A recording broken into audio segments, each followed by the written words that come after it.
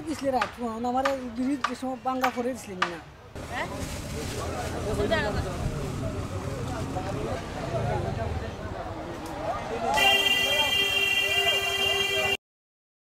গাড়ি টাড়ি কিচ্ছু যায় না, আমরা যাত্রী সকল খুব অসুবিধায় আছি। এখান থেকে যাইতে হইলে অনেক জায়গায় হাইটা যাইতে হয়, এই সামনের দিকে আইসারি আবার উঠতে হয়, এই পারে আইসা ইনকাম হলো মালিকও দিদারি না, তোমার গাড়ি খামটাম করাই দাঁড়ি না, নানা জাতের সমস্যা। আগামী ৩-৪ দিনের মধ্যে আমরা হয়তো এখানে যে ডাইভারশন রোডটা বেইলি ব্রিজের মাধ্যমে আমরা এখানে কমিউনিকেশন থ্রো করতে পারবো।